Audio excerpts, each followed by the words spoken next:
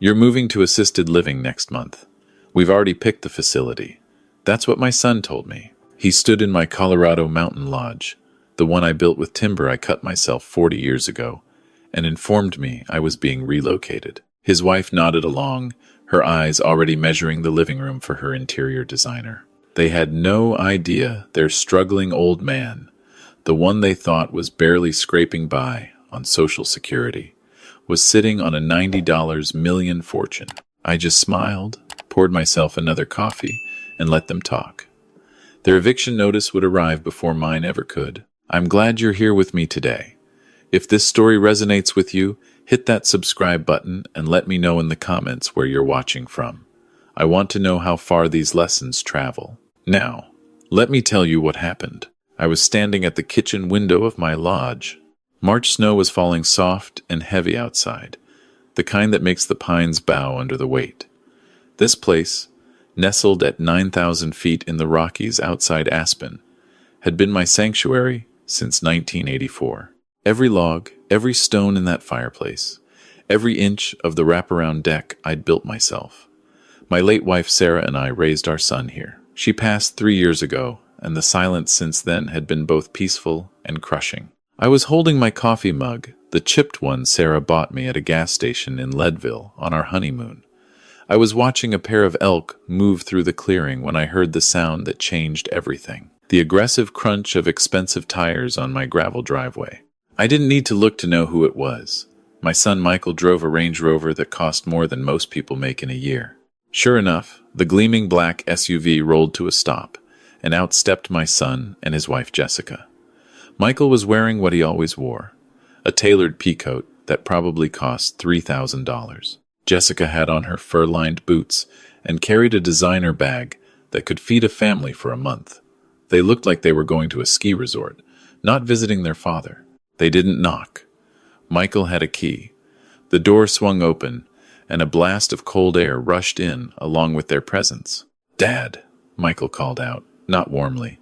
It was the tone you'd use for a subordinate. "We need to talk." Jessica was already walking through my living room with her phone out, taking pictures of my furniture, of my walls, of my life. "What are you doing?" I asked, keeping my voice even. "Just documenting," she said, not looking up from her phone. "For the listing." Michael came over, but he didn't hug me. He didn't ask how I was. He just launched right into it.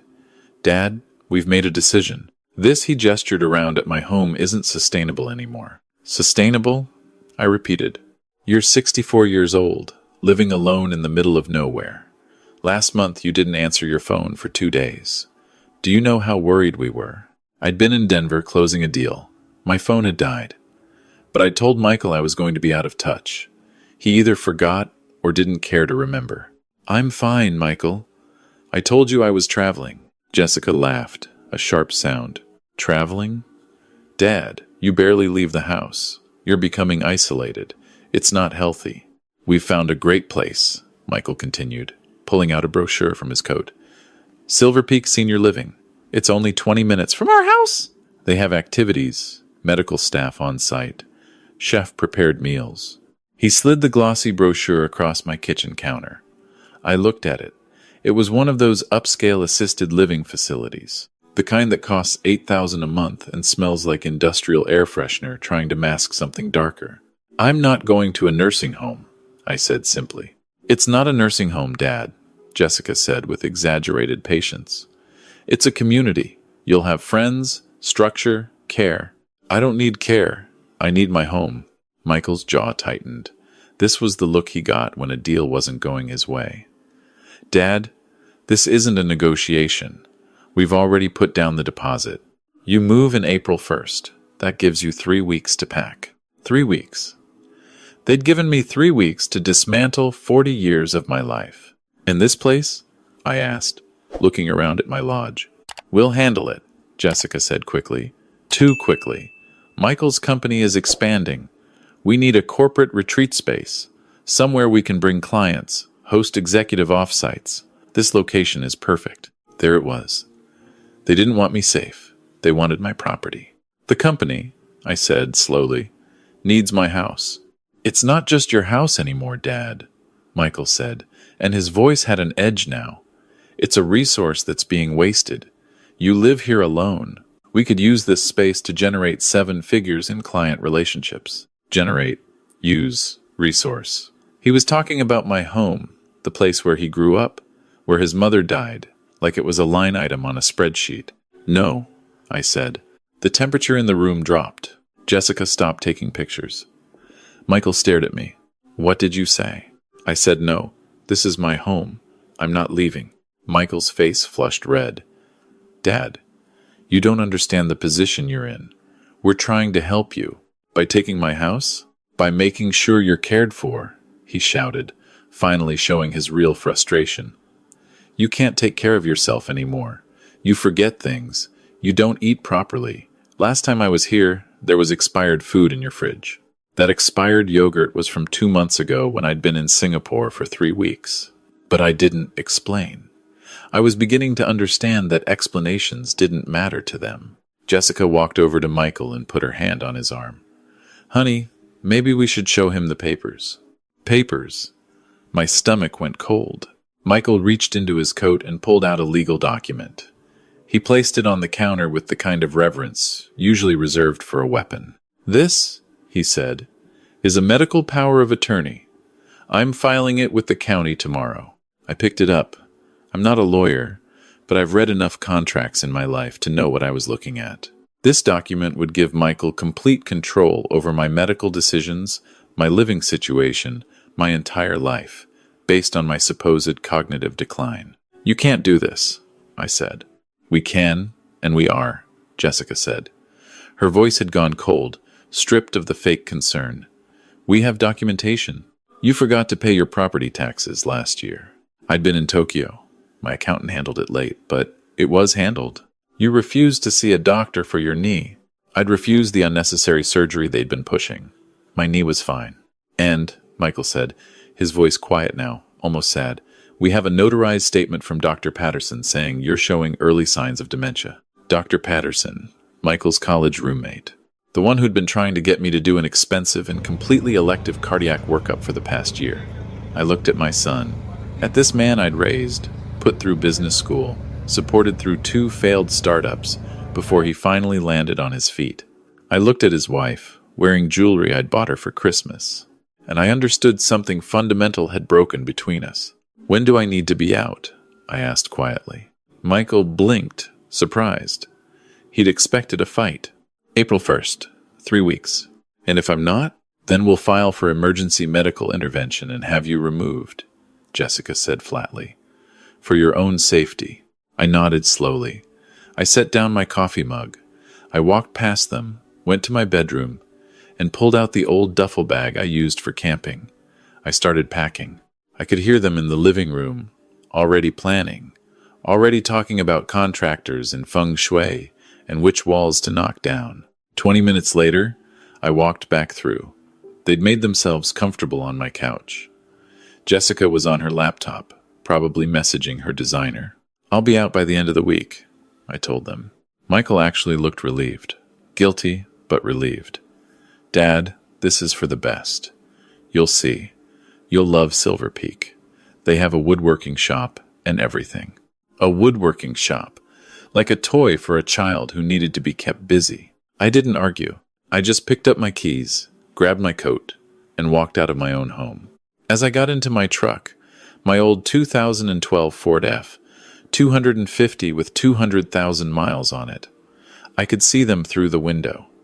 They were already rearranging furniture. I drove, not to Silver Peak Senior Living, not to some cheap motel. I drove straight to Denver International Airport. I parked in long-term parking, walked into the terminal, and headed directly to the United Club Lounge. The woman at the desk smiled at me. "Welcome back, Mr. Hartley." "Your usual?" "Yes, thank you, Maria." She swiped my Premier Platinum card and waved me through. I found a quiet corner, ordered a bourbon, neat, and pulled out my phone. I had one call to make. He answered on the first ring. "Robert, to what do I owe the pleasure?" "Marcus Chen, my attorney for the past 20 years. The man who'd structured every one of my deals, managed every acquisition, hidden every asset, Marcus, I said, my voice calm. Code Sarah. There was a long pause on the other end. When he spoke again, his voice had changed completely. All business, no warmth. Are you certain? Execute it. The lodge? Sell it. Today, if possible. I want a cash buyer. I don't care about the price. I care about speed. Can you close it before end of business tomorrow? I have 3 buyers who've been circling that property for years. Consider it done? Good. One more thing. Sir, that penthouse in Denver? The one Michael and Jessica live in. There was another pause. The Harbor Point property, owned by RH Investments, LLC. That's the one. Start eviction proceedings. Give them 48 hours. Understood. Anything else? Yes. Mountain Ridge Capital, the company Michael works for. The one where you hold the senior debt? Call it in. All of it. Today. I could hear Marcus typing. That will collapse the company within 72 hours. I know. Robert, just so I'm clear, you're about to render your son homeless and unemployed simultaneously. I'm aware. Initiating now. Expect confirmation within the hour. I hung up. I sat there in that quiet lounge, surrounded by business travelers and tourists, and I took a long sip of my bourbon. You see, my son Michael thought he knew who I was. He saw the old truck, the flannel shirts, the simple life in the mountains. He saw a man who lived modestly, who never talked about money, who seemed to barely get by. What he didn't see was the Robert Hartley, who'd sold his first software company in 1995 for $45 million. The Robert Hartley who'd spent the next 30 years quietly building one of the most successful venture capital portfolios in the tech sector. The Robert Hartley whose current net worth, as of this morning, was $90 million. He saw his poor old dad. He didn't see the man who'd been funding his lifestyle his entire adult life. The text from Marcus came through 40 minutes later. Lodge sold. Buyer is James Mitchell. Cash closing tomorrow at 10 a.m. Harbor Point eviction filed. Mountain Ridge Capital call issued. James Mitchell. Perfect. He was the CEO of Summit Dynamics, the company that had been trying to poach Michael for the past 2 years. The same company Michael had called a sinking ship full of has-beens. I finished my bourbon and booked a ticket. Not to Florida, not to Arizona, to Iceland. I'd always wanted to see the northern lights, and Sarah had promised we'd go someday. Tomorrow morning, I'd be watching them alone, but I'd be free. That night, I imagine, Michael and Jessica slept soundly in their penthouse, dreaming of their new corporate retreat space. They had no idea what was coming. At exactly 10 o'clock the next morning, 2 things happened simultaneously. My attorney Marcus and James Mitchell were shaking hands in a Denver law office, finalizing the sale of my lodge. And in Aspen, Michael and Jessica's Range Rover was pulling into my driveway. Based on what Marcus told me later, I can picture exactly how it went down. Michael had taken the day off work. This was a big day, taking possession of the property. They'd already hired contractors to start work Monday.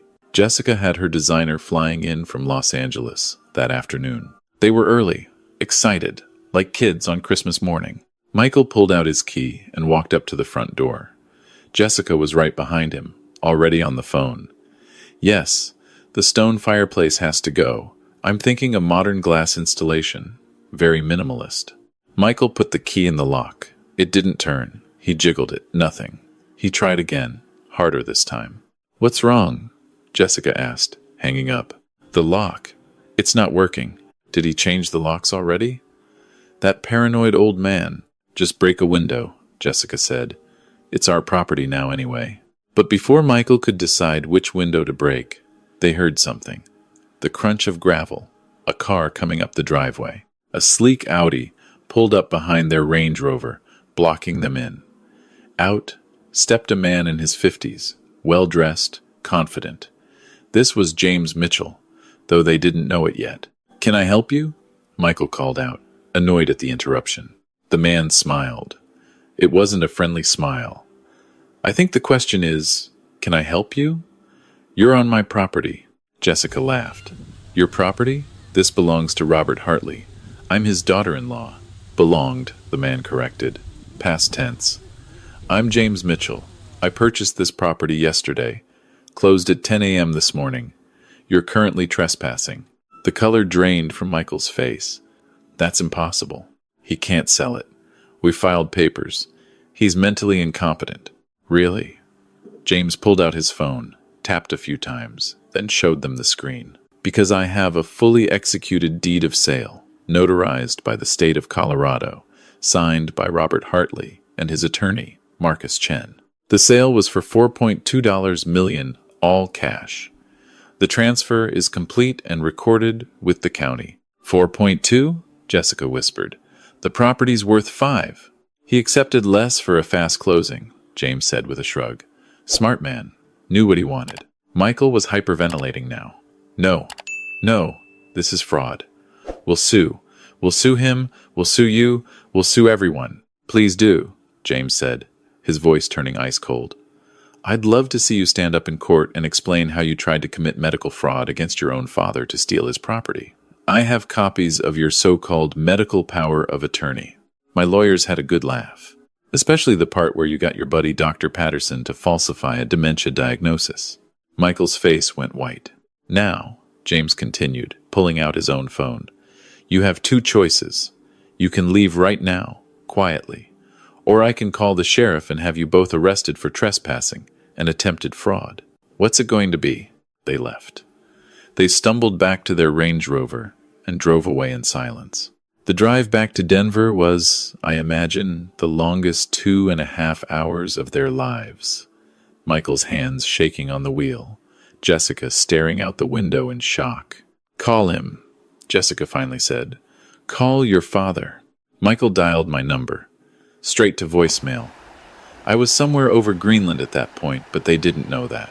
Dad, it's Michael. What did you do? Call me back. We need to talk about this. There's been a mistake. No mistake, just consequences. They got back to their penthouse around 1 p.m. Jessica immediately poured herself wine. Michael was pacing, calling lawyers, calling his father's old friends, trying to find me. Then, at exactly 2 p.m., there was a knock at the door. Michael opened it to find a woman in a professional suit, holding a clipboard. Michael Hartley? Yes? You've been served. She handed him a thick envelope and walked away. Michael stood there, staring at the envelope. His hands were shaking so badly he could barely open it. What is it? Jessica demanded. He pulled out the papers. His voice came out as a whisper. It's an eviction notice. What? That's impossible. We own this place. It was your father's gift to us when we got married. Michael was reading, his eyes scanning faster and faster. No, we don't own it. We never owned it. This is from RH Investments, LLC. It says we're tenants. It says our lease is terminated effective in 48 hours. Jessica grabbed the papers from him. Attached was a copy of a document they'd both signed 7 years ago. A document they thought was just paperwork for the property transfer. A document that was actually a residential lease agreement. $500 a month rent, at-will tenancy, terminable at any time. He tricked us, Jessica breathed. Your father tricked us. We signed it, Michael said, his voice dead. We just signed whatever he put in front of us. We didn't read it. Jessica was frantically searching through the papers. This says the landlord is RH Investments. Who is that? Robert Hartley, Michael said. R.H.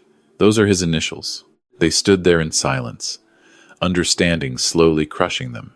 Then Michael's phone rang. It was his boss at Mountain Ridge Capital. Michael, where are you? We need you in the office immediately. What's wrong? Everything. Our senior debt holder just called in all our loans. All of them. $30 million due in full by end of business Friday. We're scrambling to find emergency funding. Get here now. Michael hung up. He looked at Jessica. Who holds the senior debt on my company? She stared at him. No, I need to find out. He pulled up the company documents on his laptop. He'd never looked at this before. Never cared who the silent investors were. He found it. Senior debt holder, RH Capital Partners. Robert Hartley. His father owned the debt. His father owned his job. His father had owned everything, the entire time, and he'd just called it all in. Michael collapsed into a chair. He owns everything. The company I work for. This apartment. He probably owns the car we drive. The Range Rover? Jessica asked weakly. Michael pulled up the registration. Leased through RH Automotive LLC. We have nothing, Michael whispered. We have absolutely nothing. And in 48 hours, we won't even have a place to live. By Friday morning, I was in Reykjavik, watching the sunrise over volcanic rock. My phone had dozens of messages. Voicemails from Michael, from Jessica, from lawyers, from friends asking what was happening. I deleted them all without listening.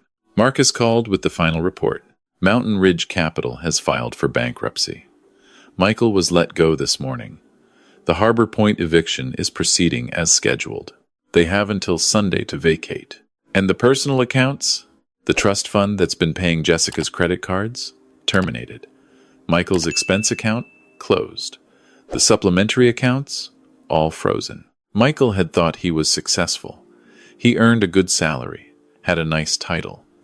What he didn't know was that his salary barely covered his Starbucks habit. Everything else, the penthouse, the car, the lifestyle, had been quietly subsidized by trusts and accounts I controlled. His mother had wanted to help him get started. I'd continued it after she passed, thinking I was helping him build a life. I wasn't helping. I was enabling. I was teaching him that money appeared magically, that he never had to struggle, never had to build anything real, and now he was about to learn what real struggle felt like. By Sunday evening, they were in a motel off I-70, the kind that charges by the week and doesn't ask questions. They'd managed to pack 2 suitcases before the sheriff's deputies arrived to supervise the eviction. On Monday morning, Michael finally reached me. I'd unblocked his number because I knew this call would come. Dad, his voice was broken. Please, we need to talk. Talk, I said. I was sitting in a cafe in Reykjavik, watching people walk by, living their simple, honest lives. I don't understand. Why are you doing this to us? I'm not doing anything to you, Michael. I'm simply removing the things that were mine. The house was mine. The apartment was mine. The company debt was mine. I'm just taking back what belongs to me. But I'm your son. You were going to put me in a home, Michael. You were going to have me declared mentally incompetent. You were going to steal my house, the place where your mother died, and turn it into a corporate retreat. I was trying to help you. No, you were trying to help yourself. There's a difference. Silence on the line. Then Jessica's voice in the background, sharp and desperate. Tell him we'll drop everything. Tell him we'll apologize. Jessica wants to apologize, Michael said. I'm sure she does. Now that the money's gone, Dad, please. We have nothing. No job, no home, no savings. We're staying in a motel. We can't even afford to eat. I took a sip of my coffee. This was the moment. This was where most fathers would break, would save their son from the consequences of his own actions, would throw him a rope. Michael, do you know what I was doing when you were born? What? I was working 16-hour days at a software startup. Your mother and I lived in a 1-bedroom apartment in Boulder. We had $847 in our checking account. I was 26 years old with a newborn son and no safety net. No rich parents to bail me out. No trust funds. Just me, my skills, and a desperate need to provide for my family. That's different.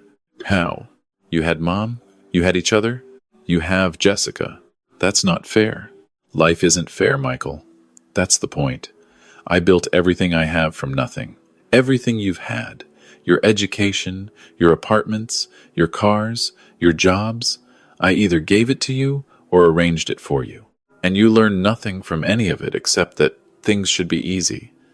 That money appears when you need it. That your father is a resource to be managed and eventually disposed of. That's not true. You told me I was moving to assisted living in 3 weeks. You didn't ask. You told me. Silence. Here's what's going to happen, I said. You're going to get a job. A real job, not one I arranged. You're going to figure out how to pay rent, buy groceries, live within your means. You're going to learn what it means to build something instead of inheriting it. And then what? Then you'll forgive us? I don't know, Michael. That depends on who you become. I heard Jessica crying in the background. Dad, please. Michael begged. At least give us something. Enough to get an apartment, just to start over. I thought about it. I thought about my son, nearly 40 years old, begging his father for rent money. And I thought about the hard lesson I'd learned too late. That giving someone everything is the same as giving them nothing. I'll give you one thing, I said. I'll pay for 1 month's rent on a modest apartment. 1 month. After that, you're on your own. Thank you. Thank you, Dad. Don't thank me. This isn't a gift. This is the last time I save you from yourself. After this, you stand or fall on your own merit. I wired them $1,200. Enough for first month and deposit on a small place. Not the penthouse. Not the luxury they'd known. A real apartment in a working neighborhood. Then I blocked their numbers again and went back to watching the northern lights dance across the Arctic sky. 6 months later, I was back in the States. Not in Colorado. I'd bought a small ranch in Montana, a place where I could see mountains, but didn't have ghosts in every room. Marcus called me one afternoon. Thought you'd want to know. Michael got a job. Oh? Sales position at a regional software firm. Makes about $60,000 a year. That's good. Jessica's working too. Retail management. I didn't say anything. They're still in that apartment you got them. No car. They take the bus. How do you know all this? I keep tabs, just in case. In case of what? In case you want to know if the lesson took. Did it? I wondered. Did my son finally learn that respect isn't automatic, that family doesn't give you the right to take, that kindness isn't weakness? A week later, a letter arrived at my new address. Handwritten, not typed, from Michael. Dad, I don't know if you'll read this. I don't know if you'll ever forgive me, but I needed to write it anyway. You were right. About everything. I was entitled. I was greedy. I saw you as an obstacle, not as my father. Jessica and I are living differently now. We work. We struggle. We appreciate every dollar. I understand what you were trying to teach me, even if the lesson almost destroyed me. I don't expect you to respond to this. I don't expect anything anymore. I just wanted you to know that I finally understand. Your son, Michael. I read it 3 times. I put it in my desk drawer. I didn't respond. Not yet. Maybe someday. Maybe when I see proof that the change is real, that it's permanent. Maybe when he stops being the son who tried to steal my home and becomes the son I raised to have integrity. Or maybe never. Maybe some breaks can't be repaired. I learned something through all of this. Something it took me 64 years to understand. I confused generosity with love for too long.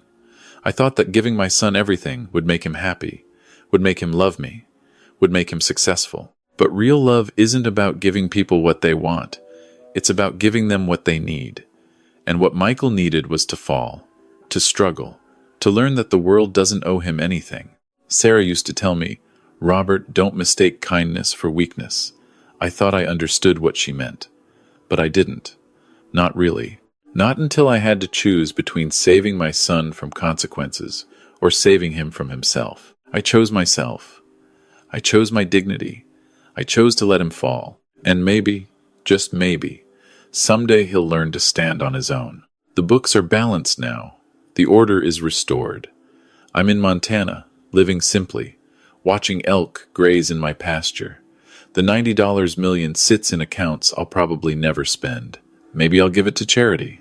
Maybe I'll leave it to causes Sarah cared about. Maybe I'll give Michael another chance when he proves he deserves one. But today, I'm free. Free from the burden of propping up someone else's life. Free from being seen as a resource instead of a person. Free from the weight of conditional love. I spent 40 years building wealth. I spent 3 years mourning my wife. And I spent 1 week reclaiming my dignity. That week cost me my son, at least for now, maybe forever. But it gave me back myself. And I'd make the same choice again. So I ask you, was I wrong?